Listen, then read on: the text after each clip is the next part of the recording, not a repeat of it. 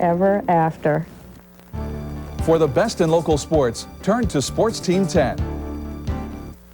This week, Siskel and Ebert review hitman Alec Baldwin falling for Demi Moore in The Juror. A supermodel turned singer lives life on the edge in Nico Icon. And skipper Jeff Bridges sails his student crew into a deadly white squall.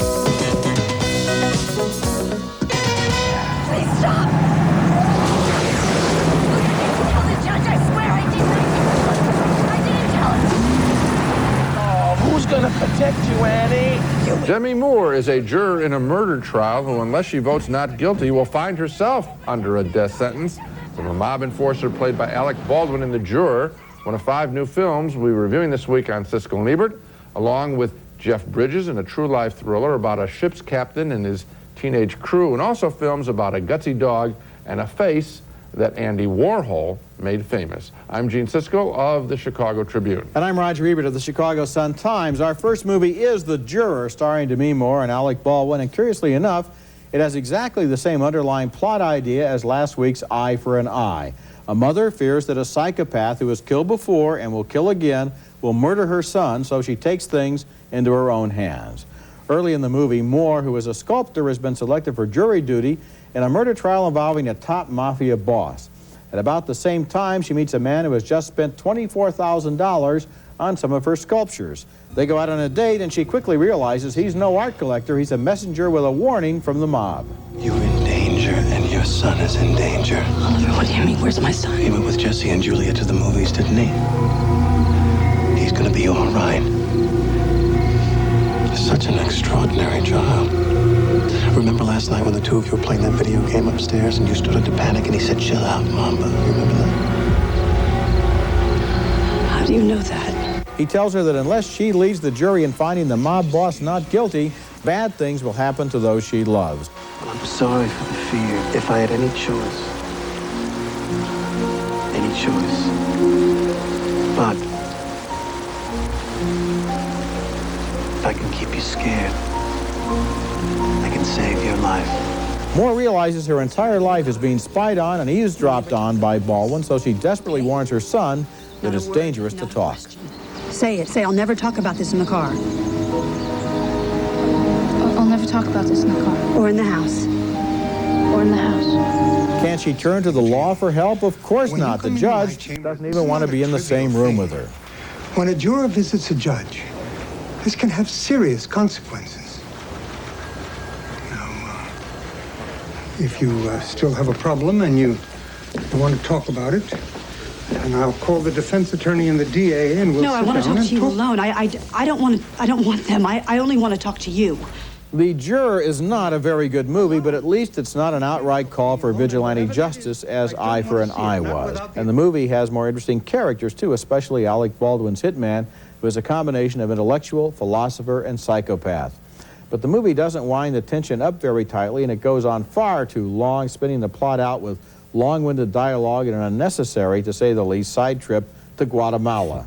So, thumbs down for me. Thumbs down for me, and I think both films are junk, Roger. Okay. Now, let me tell you what I think is really going on. I think that this is just another case of showing a pretty woman in danger, and it's a little bit on the sick side. I'm really tired of this. I don't think this is a strong woman's character. No, come on. This is a beautiful woman, Demi Moore, one of the most beautiful women in films today, and she is being hunted and spied upon and eavesdropped on, and she's under constant threat. And I'm telling you that there is a meanness to these kinds of stories. Oh, well, Gene, I really do think so, Roger. You know, the most unsavory scene in the entire movie involves her friend, the woman doctor. Now, wait a minute. I know. And Alec Baldwin. I was going to get to that. First, he makes love to her, then he forces her to kill herself. Yeah. That I looked at. I thought, was it really necessary when they had the script conference? And Roger, was it really necessary to have this scene in the movie? What did it contribute? Now let me tell you something. And you know what her sin is? Her sin is that she's a professional woman. And you know how often she's a doctor, okay? She's the most she's probably a better doctor than Demi Moore is a sculptor, if you really want to get into it. And professional women in the movies are either harpies, unsatisfied with love, or they're killed. I'm telling you, we have not progressed in the last 20 or 30 years in movie making. We're still getting, for all the women involved in film, and there are many more, the stars are still selecting junk. And I blame Demi Moore for it. I'm sorry. Okay. Because she doesn't have to make this kind of film. She can make a lot of other kinds of projects. Okay, next movie, and I've said this before, but I really hate to dump on new children's films. They're in such short supply. I hate to do it, but I often do. Especially in the animated film arena, where the Disney folks have really upped the ante in terms of drawings and songs, from The Little Mermaid to Toy Story now. Now comes Balto from another shop, and it just doesn't cut it, telling the adventure yarn of a gutsy sled dog that helped save the population of Nome, Alaska during a 1925 outbreak of diphtheria by carrying medicine through ice and snow.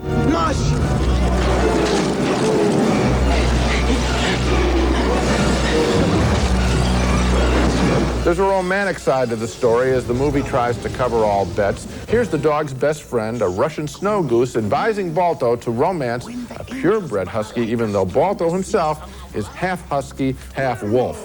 Balto's voice is by Kevin Bacon, the goose by Bob Hoskins. This wolf business again. And what's wrong with being half and half, I'd like to know. Sometimes I wish like crazy I was half eagle.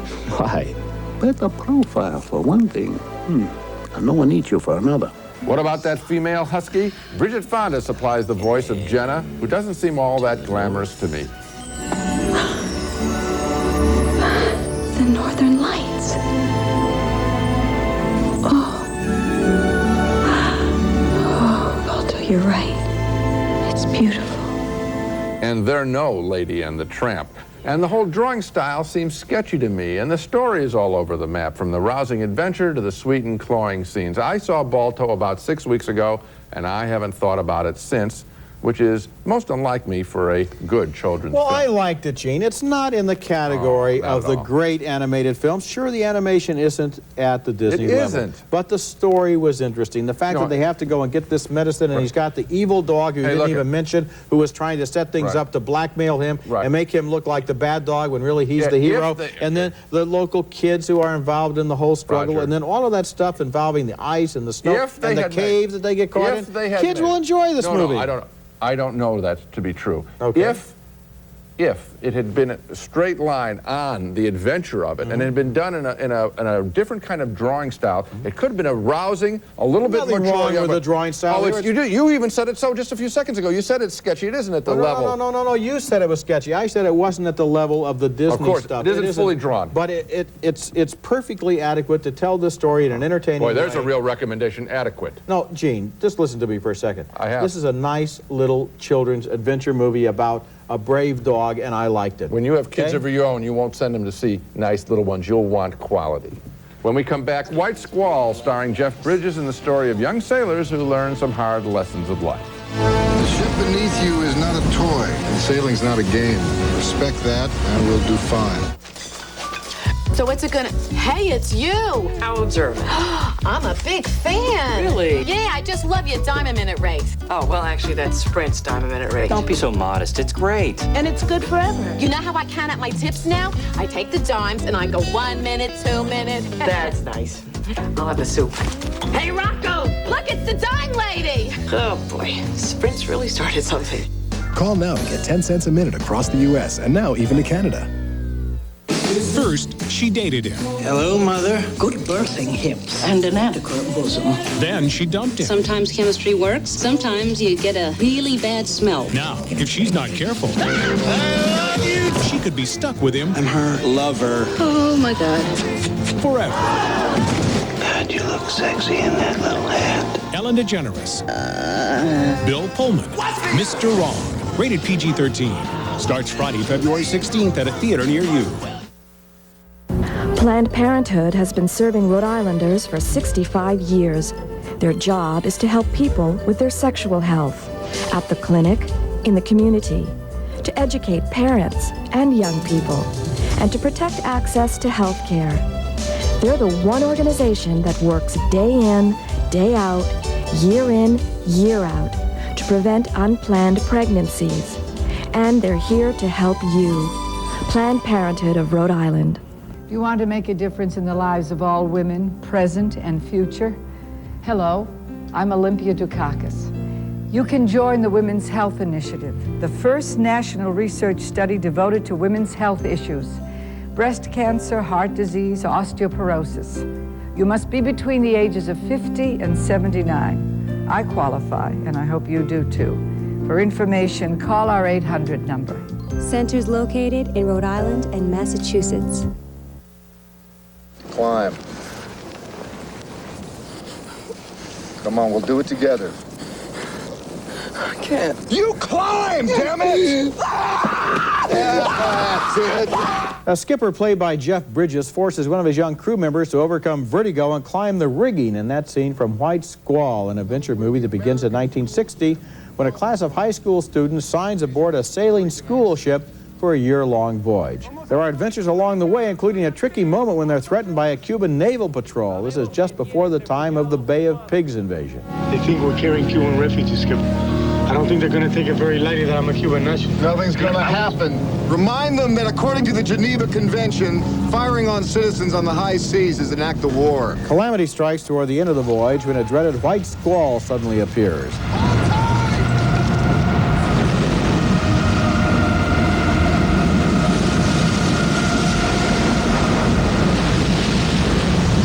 Events during the storm lead to a Coast Guard inquiry, which plays a lot like courtroom scenes in general, and the end of the movie Scent of a Woman in particular. You really felt that your crew was up to the conditions?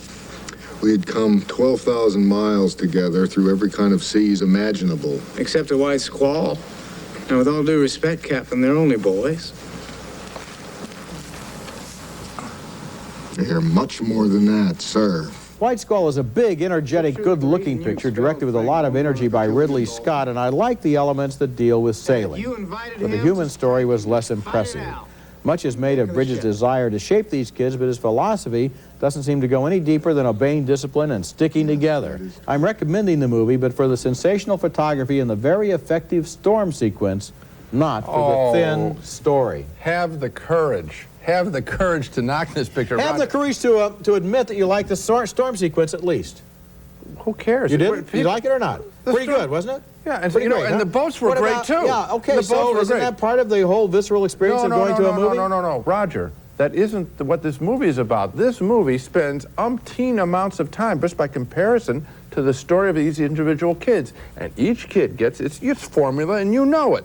Each kid gets his turn in the barrel. One kills the dolphin. One can't climb the mast. Another one has problems with his parents. All this sort of stuff. I mean, give me a break. It's just like it's a shooting gallery of kids. I give you that. I know you do. I said it in my review. I'm saying I give the movie a marginal recommendation. So the boats are beautiful. Well, wait a minute. Now that diminishes it.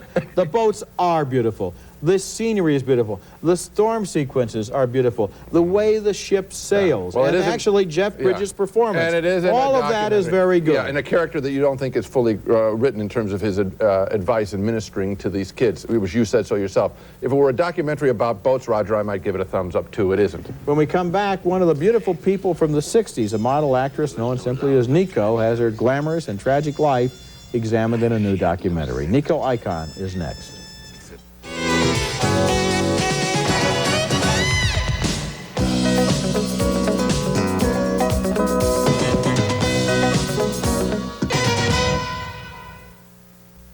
Teresa Mitchell doesn't believe in heroes. I'm no hero or anything, but I love what I do.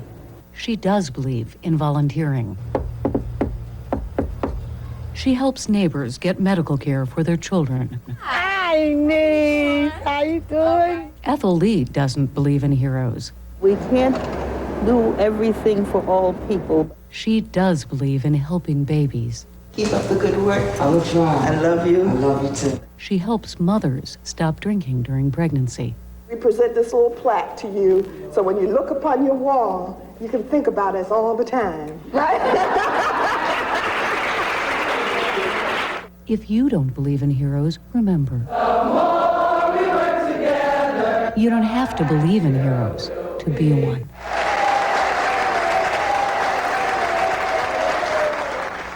Be a hero to a child in your community. Call 1-800-6-CHILDREN.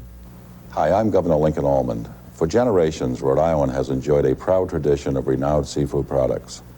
The seafood industry is a cherished part of our heritage and our economy. I would like to be very clear that regardless of the recent oil spill tragedy, Rhode Island seafood products are completely safe for consumption. Through the efforts of the Department of Health and the seafood industry, we have maintained the highest standards of safety and quality. Please eat and enjoy Rhode Island seafood. And it was Bob Dylan that introduced me. And he also told Andy that he should make movies with me. I guess he wanted to look at me through a magnifying glass. That's the beautiful face of a model and actress and singer known in the 1960s as simply Nico. She became a star through her association with Andy Warhol, but living your life primarily as just a surface image is rarely satisfying, and the rise and fall of Nico is the subject of a sad new documentary film called Nico Icon. She was born with the name Christa Pafkin in Germany during World War II, raised without a father, and as I stared at her beautiful face in her early modeling career, right in the beginning of this film, I remember thinking that the source of her later problems had to be that she lacked adequate family support. I can't give my heart to you, or tell you that I sing your name. She traveled and worked in glamorous circles, appearing in no less a film than Fellini's La Dolce Vita. But her most enduring link was with Andy Warhol and his film Chelsea Girls. The director of that film, Paul Morrissey, remembers Nico. She thought this was some sort of disgrace to be beautiful. It was just a stupid German perversity, I guess. But in those days, modeling was not artistic. It was, artistic was to be like Janis Joplin, screaming your lungs out before you die of drug addiction. Through Warhol's influence, Nico managed to sing with the cult band Velvet Underground and on her own as well. John Cale produced some of her records. I don't think anybody was impressed with the musical ability. I mean, singing in tune was the first kind of objection that was brought up. The lifestyle of the Warhol crowd included drug use, and here's where Nico met her undoing. She would become a heroin addict and lose the face that made her famous. She also would become so self-loathing that she would turn her own son, by actor Alain Delon, onto heroin. I did a 3-week coma. I was dead clinically. I mean, I was on a life support machine. And my mother, she came to see me, and she wanted to record the sound of the life support machine, to put it on a record. Throughout the many interviews in Nico Icon, a theme emerges. We meet or hear about the men who used her and her image. And there was a tremendous gap, I think, also between her and her image, between those magical lines and bone structure of her face and the person she was really inside. It might be glib to suggest that Nico ultimately became alienated from her face, but even more frightening, maybe her face became her only true friend. It is a sad and a fascinating documentary, and the whole story of how she had a child by Alain Delon, and then he refused paternity. All you can look at the kid and see that it's obviously his. She fed the kid on potato chips. Finally, Alain Delon's mother takes the child in, and Delon says, if you take that child, I'll never talk to you again, and he never did. He comes over in this movie as a really, really disgusting guy, and she comes across as a person who apparently shut down her emotions to such a degree that she hated her life, she hated her face, she didn't have any fun in anything. She spent the last 10 or 15 years of her life looking for drugs, and then she died. It's a very sad story. But well told, yes, because very well told. It has lots of good interviews. Yeah, I was just going to say, you would think it would be kind of dry to have one talking head after another. Not so in this case. When we come back, a menage a trois in French twist. When you're rushing in a hurry, what's for dinner? Not to worry. When a pizza just won't cut it, more Chinese, you're sick of it. For a warm and hearty supper, grab some chunky from the cupboard. Peas and carrots and potatoes. And of course we got tomatoes. Hey, it's all the beef that gets me. Hey, wasn't that Wayne Gretzky? Take a tip from you-know-who. Chunky soup's the great one, too. Campbell's Chunky. Soup that eats like a meal. McDonald's presents future Olympic hopefuls, Carlos Tapia Ruano and his innovative soccer style. Uda Grunewald, whose backstroke could stun the world. The powerful Nozowitzki, weightlifting. Kelly Peterson, equestrian events. Bob Watson, rings. And Jacques Bouclet, a natural for discus. McDonald's is proud to sponsor today's U.S. Olympic team and to keep the dream alive for tomorrow's hopefuls. A lot of things made me unhappy while I was watching a so-called comedy named French Twist. One was that I was watching it at all. This movie is pure, contrived torture, an idiotic sitcom plot that seems to run on forever and involves people of no intelligence, no wit, and no interest. So, that depressed me. And I'll tell you what depressed me even more later, after we take a look at the film, which involves a married couple who unexpectedly find themselves with a lesbian house guest. Vous restez dîner ce soir? Bah, c'est-à-dire, je veux pas déranger, j'ai tout ce qu'il faut dans ma caisse. Non, vous dérangez pas du tout, au contraire. Et Laurent? The wife, played by Victoria A. Brill, gets friendly with the lesbian, played by Josiane Velasco. The wife and the husband fight. The husband leaves, and when a friend tries to patch things up, he makes them even worse. Il m'a trompé, c'est ça? Et tu le savais? Avec qui? Avec qui? Avec personne. Ah ben c'est pas grave, Loli. Bon, une ou deux fois en passant, parce que c'est un homme et qu'il a des besoins. They make a truce. All three will live in the house. But that arrangement, even so, leads to big arguments. Ça va pas du tout, Pluto. Marie-Jo, ça va? I suppose this basic situation could have been made into a passable comedy. In fact, in La Cage aux Folles, similar material was made into a hilarious film. But French Twist is excruciatingly bad, boring, artificial, and contrived. And here's what depresses me really. This worthless film, this piece of junk, has been chosen by the French as their official Academy Award entry in the same year that they could have selected the great Claude Lelouch film Les Miserables. But that film showed some French as Nazi collaborators, while this one merely shows them as idiots. I guess it's clear which choice they prefer. It is stunning. You know, the French film industry is saying, you know, we need protection for our own kind. America is dwarfing us. So look what you send out to America. Here's what you endorse into America. I mean, it's absurd. The Lelouch film, Les Miserables, is the great French story, the national treasure. Yes, it is. Updated to contemporary times where it has some meaning. And with a great performance by one of their real screen icons, Jean-Paul Belmondo, in the performance of his entire career, I would really like to sit down for 1 second with the people in France who felt that French Twist was a better movie than Les Miserables and get them to look me in the eye because they couldn't. The fix was in, and it's totally corrupt. It is completely corrupt. Coming up next, our video pick of the week, a film that just won a top honor and features a remarkable rendition of a great historical figure. I just wonder how many times you have to be hit on the head before you figure out who's hitting you. Just look at me now, dear. I haven't a care. Hello, Marco. Madame? Because everywhere I turn. Hello, Marco. Good afternoon, madame. Marco. Hello, Marco. The only thing better than having a Smart Pop. is having a dream. 94% fat-free, 100% carefree.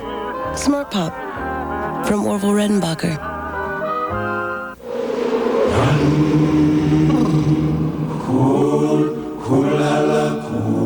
Cool on the tongue. Cool, so refreshing.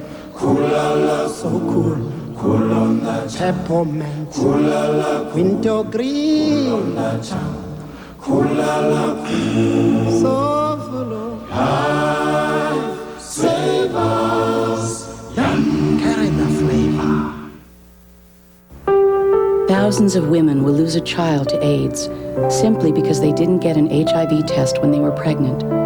You see, there's now treatment that can help stop the spread of HIV from mother to baby, which gives children of HIV-infected mothers something they never had before: a chance. If you're pregnant, please get an HIV test.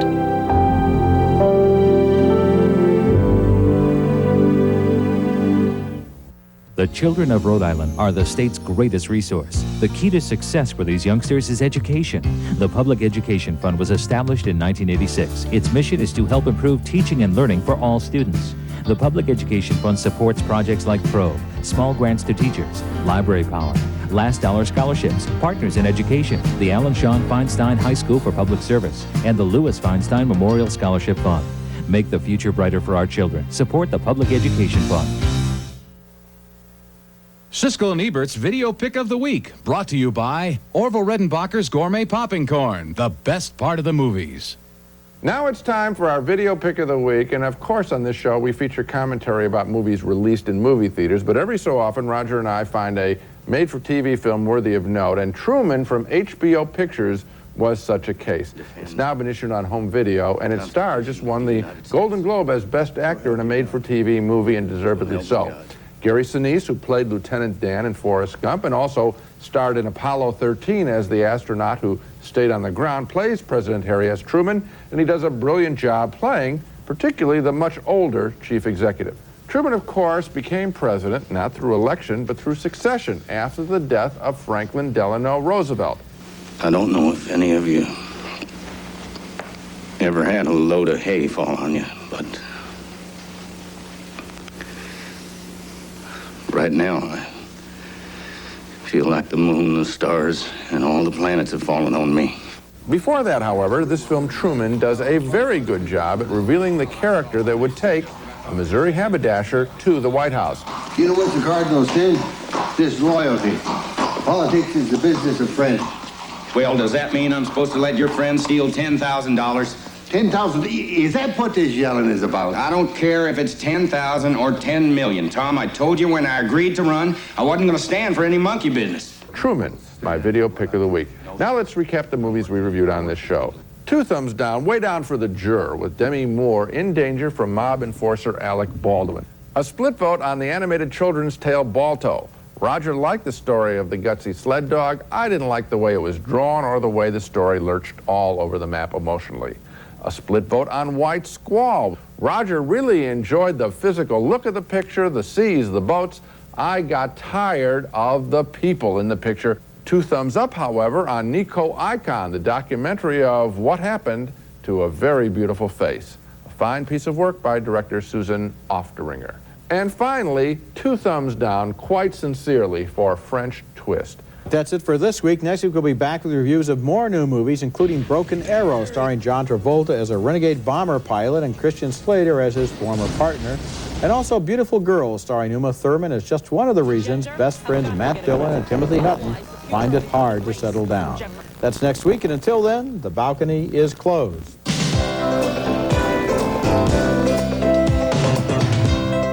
You have a 30-year mortgage. So shouldn't you have a 30-year faucet? Moen. Buy it for looks. Buy it for life.